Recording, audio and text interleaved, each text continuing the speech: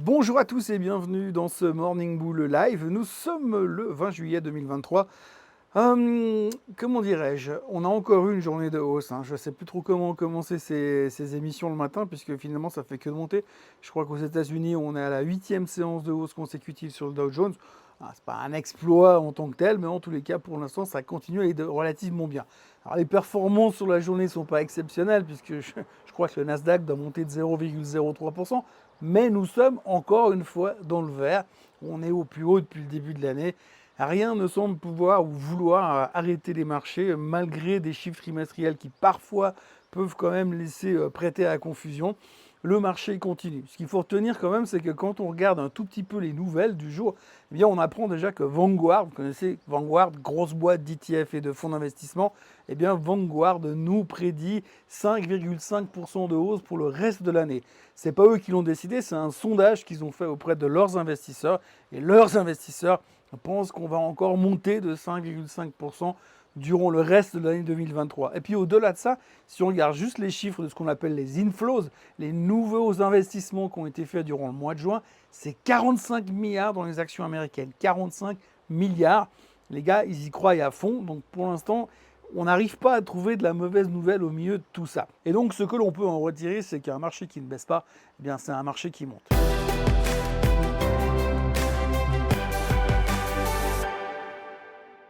Alors hier, on a eu principalement des chiffres trimestriels. On s'est vraiment concentré que là-dessus avant et après la séance. Alors en début de journée, la préoccupation numéro 1 du marché, c'était les chiffres de Goldman Sachs. Alors, les chiffres de Goldman Sachs, on s'attendait à des chiffres, on va dire, pourris. Eh bien, je vous rassure, c'était pire que pourri. C'était vraiment dégueulasse. Une chute vertigineuse des revenus. Ils ont même pris des pertes sur une fintech qu'ils ont acheté il y a 2 ans en arrière. Bref, des cost-cutting dans tous les sens. C'est mauvais, c'est un mauvais trimestre. Le business de la banque d'affaires ne fonctionne pas. On l'avait déjà vu chez Goldman Sachs. C'est une mauvaise période pour les banquiers d'affaires. Ils ont même coupé massivement dans le business aux États-Unis. On parle de 1 milliard de dollars de bonus en moins qui n'ont pas été payés ces derniers mois. Donc c'est énorme. Et donc Goldman Sachs, c'est un peu le reflet de tout ça. Ça ne va pas. Ça ne va pas. Par contre, le big boss de Goldman Sachs a quand même parlé dans la conf call hier pour dire que oui, mais plus tard ça ira. Donc du coup, le titre, il a quand même terminé en hausse de 1%. Ce n'est pas l'euphorie, mais quand vous voyez l'état des chiffres et l'état des publications du trimestre, le titre, il arrive quand même à monter. Alors on va dire oui, c'était attendu, on avait pricé déjà, puis on savait que le business n'était pas facile. Et bref, Goldman Sachs s'en sort relativement bien avec des chiffres que l'on qualifiera de dégueulasse. Et puis après, le reste du marché, ça reste de la psychologie où aujourd'hui on se dit, ça va, on s'en sort relativement bien, ça continue à monter et on ne se pose pas de questions. Il est vrai qu'aujourd'hui l'investisseur est fixé, en tous les cas aux États-Unis, sur l'aspect inflation. L'inflation est vaincue, la récession, il n'y en aura pas, je parle bien sûr des États-Unis, et ça suffit aux investisseurs pour se motiver. Il y a un exemple typique de cette réflexion, c'est ce qui s'est produit hier en Angleterre.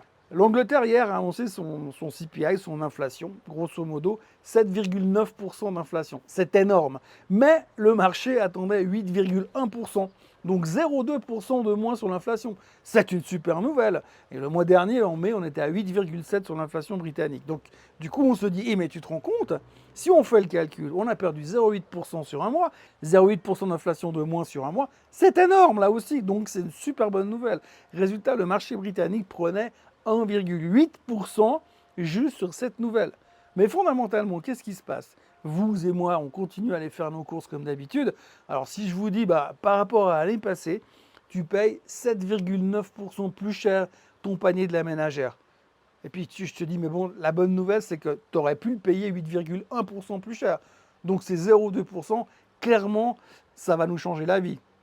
Peut-être aller m'acheter un truc avec les 0,2% d'ailleurs. En tous les cas, ce qu'il faut retenir, c'est qu'aujourd'hui, on a ce côté hyper optimiste.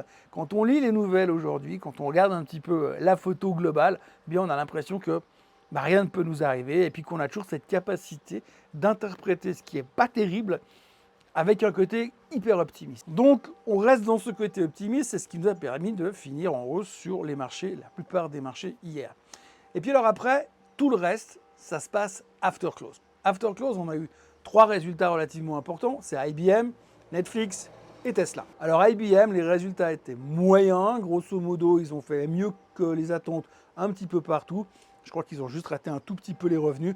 Résultat, le titre faisait rien du tout after close, malgré une certaine augmentation assez massive sur les ventes et un certain optimisme global dans la conférence de presse. IBM ne faisait rien. C'est après que ça rigole. Comment vous dire ça? Netflix, depuis des années, ce qui les préoccupe principalement, ce qui nous préoccupe, nous, en tant qu'investisseurs, c'est le nombre de nouveaux abonnés. Alors, on attendait quelque chose comme 1,8 million de nouveaux abonnés sur le trimestre. C'est sorti quasiment à 6. Donc, ils ont cartonné. Ça, un chiffre pareil, il y a 3-4 ans en arrière, le titre, il prenait 25%. Là, on s'en fout. On s'en fout parce que tout d'un coup, on a regardé un petit peu à l'intérieur de tout ce qu'il y avait dedans. Et puis, bon, ils ont été un tout petit peu plus faibles au niveau des revenus. Alors ça n'a pas trop plu finalement, et puis surtout, souvenez-vous que le trimestre passé, Netflix avait cartonné parce qu'ils avaient cette nouvelle stratégie pour éviter les échanges de mots de passe. Donc du coup, ça avait cartonné, on avait dit « Ah, ils ont trouvé un truc, Netflix c'est une révolution ». Alors hier, ils ont dit que leur stratégie était en place, que ça fonctionnait, mais qu'ils n'avaient pas encore assez de recul pour dire si ça fonctionnait vraiment bien. Résultat, on n'a pas aimé du tout et le titre perdait 8,3% after close après des annonces qui étaient relativement positives et globalement bonnes sur les chiffres de Netflix, sans compter qu'ils ont ajouté que eux, a priori, ne seraient pas impactés autant que les studios hollywoodiens par la grève des scénaristes et des acteurs américains. Donc je ne sais pas où c'est qu'ils vont aller chercher leurs acteurs, mais en tous les cas, ils ne seraient pas impactés. Mais bon, on s'en fout. 8,3% de baisse sur Netflix. Et puis après, à tout seigneur, tout honneur, eh bien, il y avait Tesla. Alors Tesla, ce qu'il faut retenir, c'est que Musk, fondamentalement, je crois qu'on l'aime bien. Les médias l'aiment bien, Wall Street l'aime bien. Et quoi qu'il se passe, quoi qu'ils disent, ou quoi que fasse Tesla comme résultat, on a l'impression qu'on dit que c'est jamais grave et puis que ça va finalement bien se passer. Alors hier, les résultats de Tesla étaient bons, ils ont pulvérisé au niveau des revenus, ils ont dépassé les attentes, plus 47% au niveau des revenus. Les chiffres sont globalement impressionnants. Évidemment, vu qu'ils ont coupé les prix de toutes les voitures électriques ces derniers mois, on en a assez parlé, eh bien, les marges se sont littéralement effondrées et elles sont au plus bas depuis 1 an et demi. Donc, très faible marge. La profitabilité est remise en question chez Tesla. Et ça n'a pas monstre plu au marché. Alors après, on espérait sur la conférence de presse pour remonter le moral des troupes. Là, à ce moment-là, le titre perdait 4,3%, 4,5%. Alors on s'est dit avec la conférence de presse, Musk va nous sauver la vie. Pas du tout. En fait, sur ce qu'il a dit sur la conférence de presse, il n'y a pas de grande nouveauté. Alors, la première chose qu'il a parlé, c'est d'abord en disant qu'il ne fallait pas s'inquiéter pour la baisse des marges parce que lui, il comptait vraiment sur le côté voiture autonome pour faire un carton.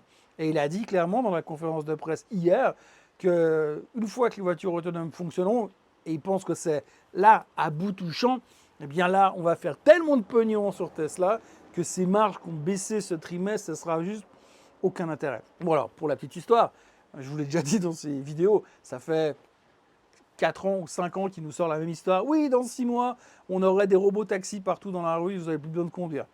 Bon, pour l'instant, ils ne sont pas encore là, les robots taxis. Et puis moi, comme là, tout de suite, quand on regarde, je ne suis pas un expert, mais à 6-12 mois, j'imagine assez mal que les rues soient blindées de robots taxis. En tout cas, il a ressorti son histoire. Il a quand même exprimé le fait qu'il était conscient que tout le monde trouvait un petit peu bizarre qu'à force de crier au loup, on lui fasse encore confiance, qu'il pensait qu'il allait avoir raison, mais que ça allait prendre encore un peu de temps, et qu'il pouvait se tromper. Bon, en gros, il n'en sait rien, mais il essaie quand même de rassurer tout le monde avec ça. Deuxième chose qu'il a sorti, c'était à propos de XAI, sa nouvelle boîte sur l'intelligence artificielle. Alors, il y a pas mal de gens qui ont commencé à dire ces derniers temps qu'ils avaient peur que finalement, eh bien, ça allait impacter Tesla, cette nouvelle boîte. Parce que clairement, il va courir dans tous les sens, puis comme il n'y a que 24 heures par jour, ça peut poser des problèmes. Alors, ça, c'était une des craintes qu'il y avait. Alors, il a rassuré tout le monde, il a dit au contraire, l'arrivée de XAI dans le marché allait même améliorer les performances de Tesla. Donc, ceci est aussi une révolution. Et donc, ça devrait cartonner ces prochains temps. Il a aussi essayé de rassurer les gens en disant qu'il n'allait pas faire de l'intelligence artificielle, mais il allait faire de l'intelligence artificielle générale. C'est-à-dire que c'est une catégorie d'intelligence artificielle, pour ce que j'ai compris, qui se rapprocherait beaucoup plus de l'intelligence humaine. Alors, je ne sais pas si vouloir répliquer l'intelligence humaine, c'est forcément une bonne nouvelle, quand on voit ce que l'humain a fait récemment. Enfin bref, c'est une autre histoire. Donc lui, il est plutôt enthousiaste par rapport à ça. Néanmoins, eh bien, hier soir, le titre se traitait en baisse de plus de 4%. et ça stressait un petit peu les investisseurs. Mais bon, en même temps, Tesla, ils sont en hausse de 200% depuis le 1er janvier, alors 4%, sérieusement. Et dans les autres nouvelles, eh bien, ce qu'il faudra retenir encore, c'est que Apple serait en train de développer un chat GPT maison. Et puis nous allons autrement continuer avec la publication des résultats.